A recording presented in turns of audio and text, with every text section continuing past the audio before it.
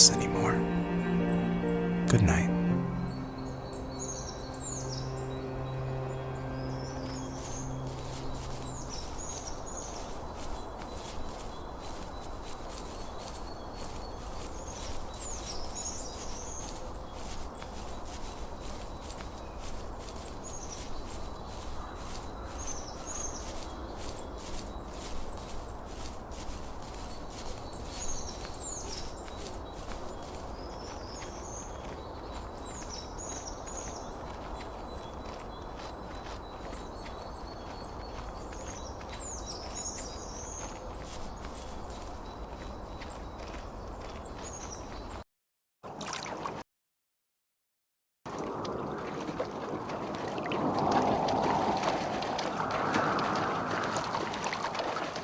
Joseph, you can't go to sleep feeling like this.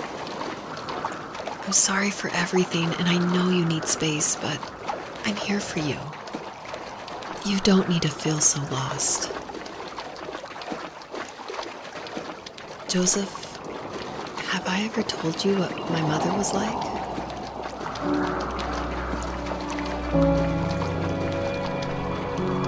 You know what it's like not to have a mom at home. And you know how hard that made my childhood. What helped me was watching the birds in the morning before the school bus came. I thought that my mother was one of those birds, and it made me want to be free like her. My mom taught me how to fold origami cranes while she was in the hospital.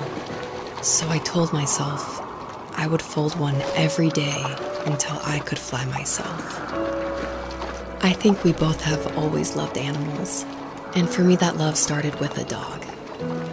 Sometimes this Rottweiler would come up to our property line and wait at the fence for me, but only once in a while. I was sure to check every day immediately after school, and it usually ended in disappointment. I would even steal money from my passed-out dad just so I could buy these off-brand dog biscuits. Even when she did stop by, she never went beyond the fence. Why was she so scared? I think my dad was the opposite of your dad in almost every way, except he was in the military as well. He coped with alcohol of every kind. The trailer started falling apart, he got angry, and I withdrew. More and more I became the weird, quiet kid who made lots of origami birds and carried dog biscuits around. I think we were pretty similar when it came to being the weird kids. And that same sincerity in college was one of the reasons I was so drawn to you. Life got worse and worse, and at one point, I really didn't think I could survive another day with my soul still intact. I had no real friends, let alone neighbors, since we lived in the middle of nowhere. I should have talked to my teacher, but I was scared what he would do if he found out. As I waited for the school bus one morning, I walked around until I found something in an abandoned shed. Something I can't put into words. I summoned courage I didn't know I had, and I broke into my dad's room and found the key to the shed where he had locked my bike. I'll never forget that feeling. The wind rushing by my ears as the sun rose over fields of wheat.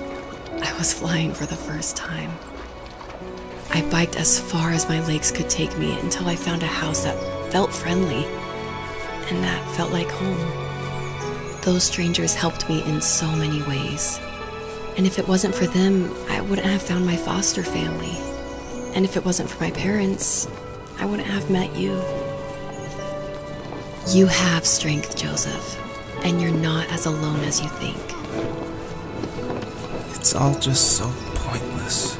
Just waiting for life to happen. It's like having the home I always wanted is cursed out of my reach. The thought of being a parent myself. How could I do that when I couldn't even be a good son? I'm sorry. I know what you're saying. I just don't know how things will work out. These quiet hours will turn into years. We'll wonder which roads passed us by. Then we'll forge a new road together. Besides, I discovered for myself that one fateful morning where any hopeful road leads to. There may be thorns and mist, but it always leads to the same thing. And what's that? Family. I'm so glad that you're part of my family, Rachel. And I'm glad you're part of mine.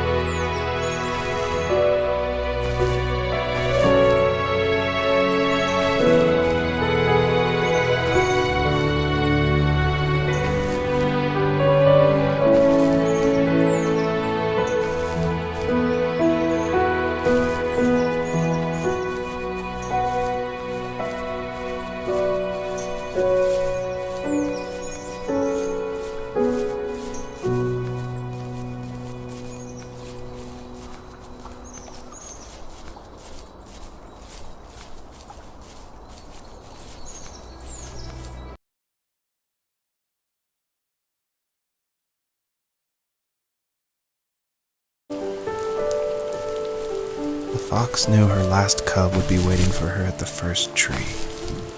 She was almost there. The rain cascaded onto the Jade Valley where the entrance to the tree was. Life was protected there, because that's where life began. It was now only a mother and a daughter left. Items from my life still dotted the ground as she moved closer to her destination and destiny.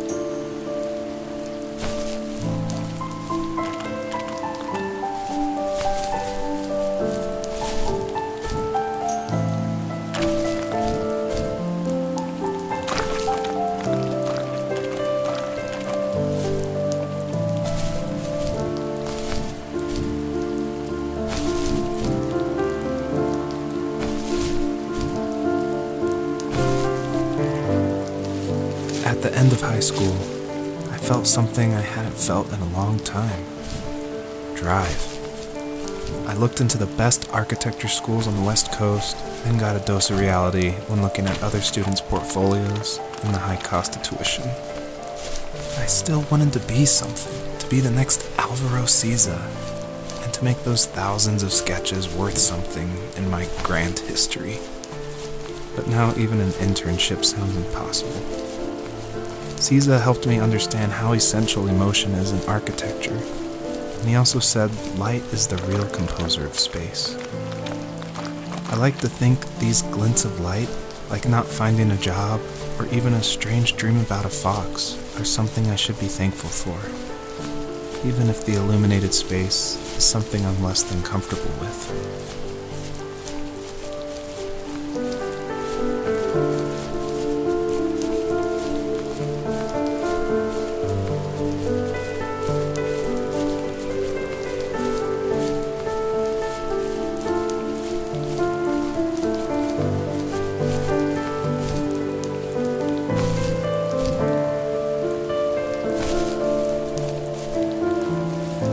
My dad was super supportive with my college plans. To a point. Things were okay until this terrible accident happened.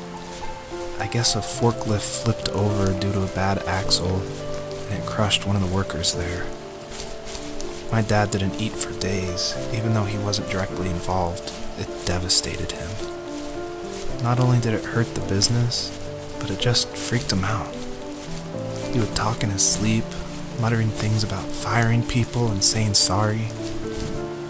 One fateful day he approached me, said that since my school search wasn't going well, I should finally be a man and take over the family business. He said one day he was going to die, and that all of his work, sacrifice, and even that man's life would be wasted in vain. I just lost it. Teenage me just exploded at the thought. I screwed up. I said things I shouldn't have. He was having a crisis, and I pretty much spit in his face.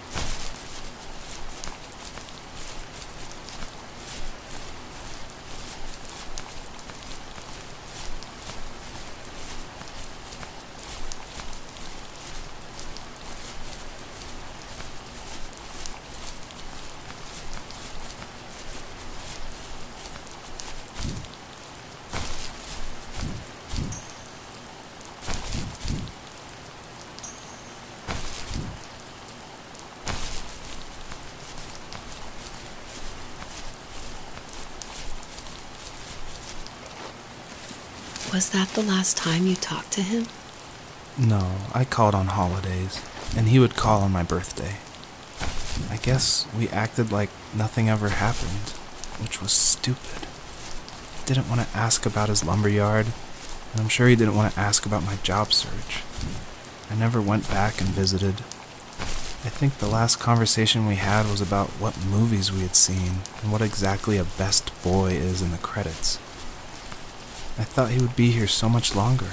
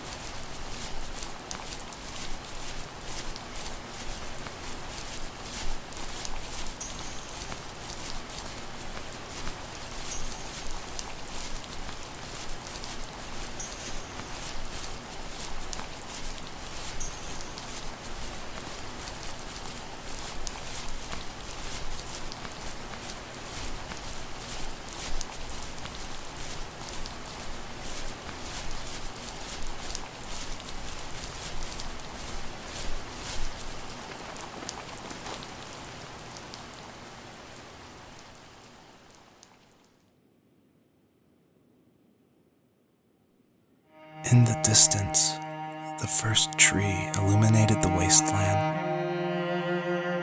She couldn't go home anymore. She did the only thing she was capable of: moving forward.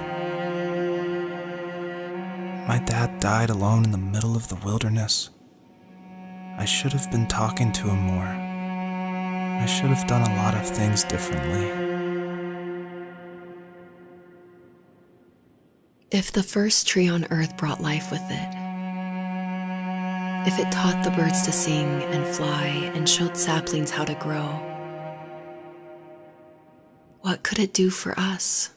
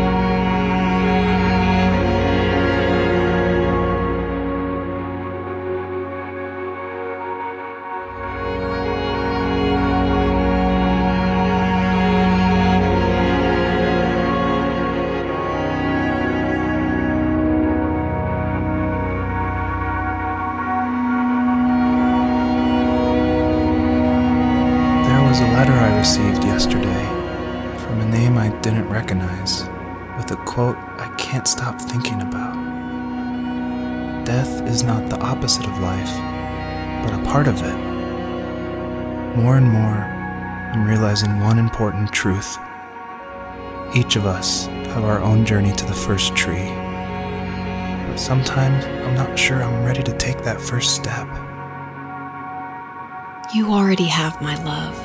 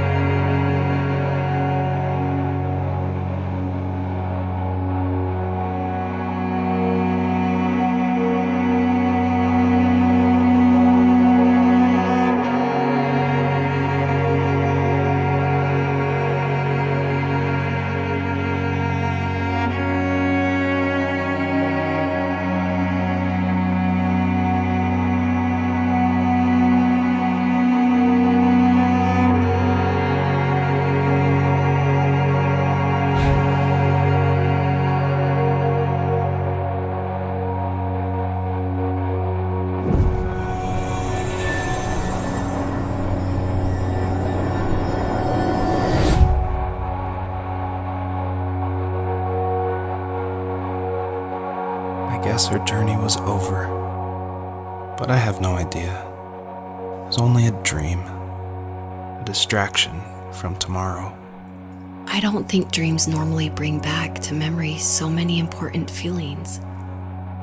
Maybe it was just a dream, but it was also a gift. Yeah, I suppose. But tomorrow we're getting on a plane to the last place on Earth I want to be.